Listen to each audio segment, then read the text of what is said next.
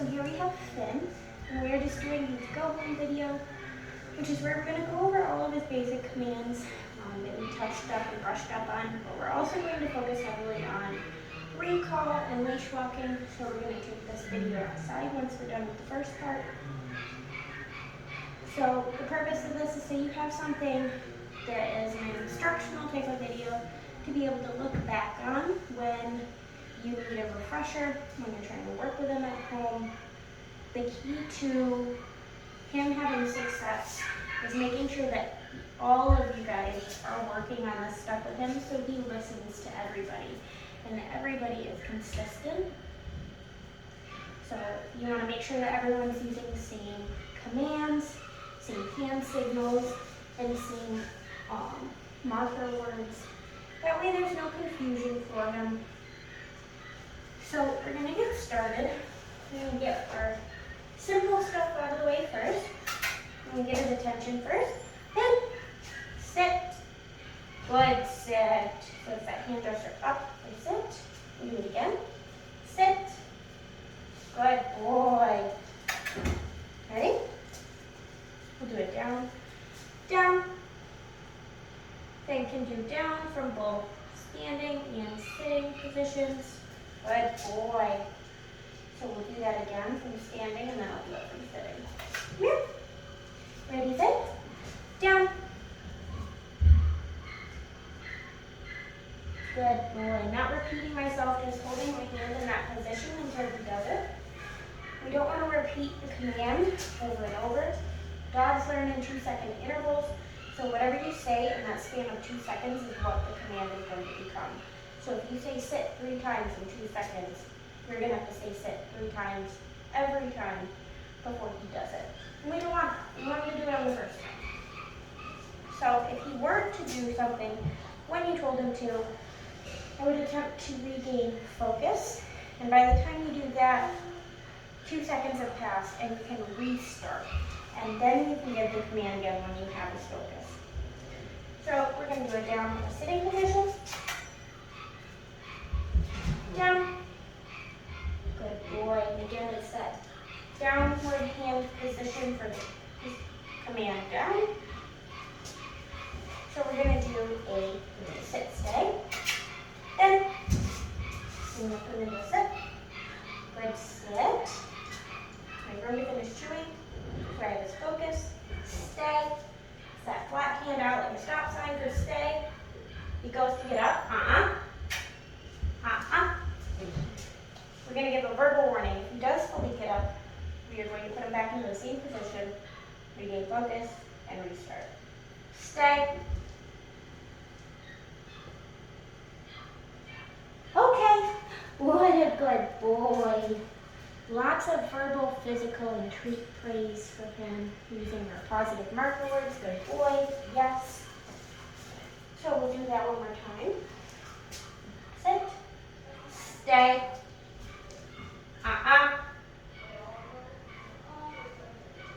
Okay. Good boy. The main reason why I feel stay and the place command as well as kennel and wait are going to be so pivotal for you guys is because they are all preventative measures to keep him from barging out of the door. So if you have a good stay, you have a good place, or you have a good kennel, then he doesn't have the availability to barge out of the door. He doesn't have the availability to just bolt and take off. So while those aren't recall or leash walking, they play just as big of a role in what your end goal is. So here we're going to do our place command. So I'm going to give attention. Good boy. We have nice eye contact. Don't mind the barking. It's good to work through distractions. So I'm simply going to point to the object. I'm going to tell him to place. He can either sit, stand, or lay down on it. It doesn't matter as long as all 4 feet stay on this bed. If he were to try to step off, I would give him a verbal warning first, see if he corrects himself. If he doesn't and he fully gets off, I'm going to put him back into that place command and restart. Then, ready? Place. Yes, good. Place.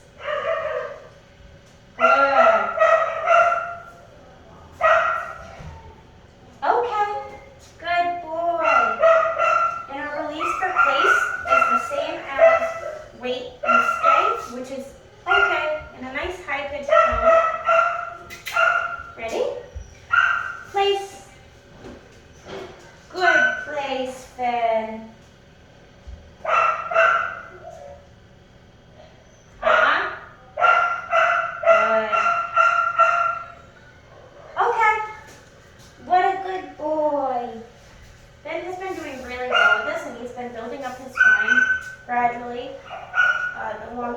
and him for being able to hold his place command so far has been just shy of 1 full minute, which is decent for his temperament and his age, and is something that, like we talked about before, will continue to grow in time. So the last thing that we're going to do inside is his kennel weight commands. So I'm going to get his attention. And good. Good boy. You dropped it. Right there. Good job, buddy. Ready? Kennel. So for kennel, we simply toss a treat into the kennel. We show them kennel.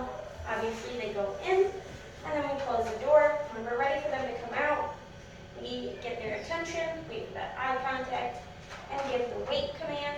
I like to have a visual aid for that, which is a finger out, or wait. And then we release with the word okay. If he were to barge out beforehand, I would give him a verbal warning. If that didn't stop him, I would gently close the door and have him see straight, wait for focus, and then resume with the wait command. Then, wait.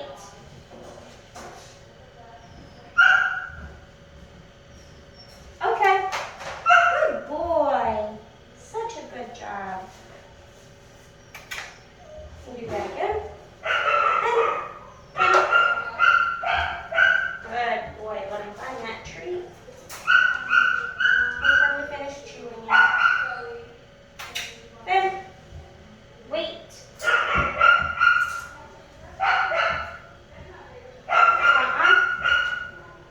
Wait.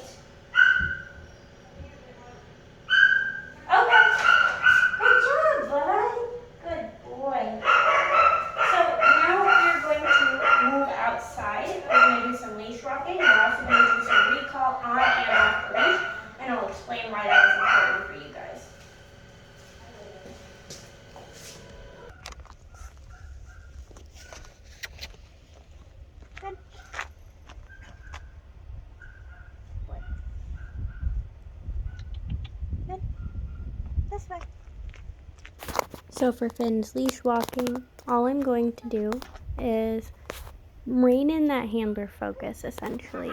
So we're going to heavily utilize that phrase this way.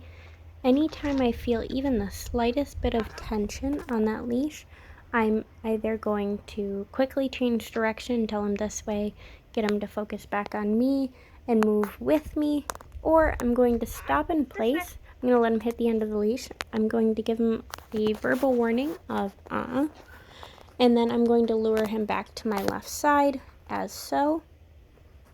Wait for him to sit without giving the sit command so we can really continue to work on that auto sit. And then we are going to continue walking in the direction we were.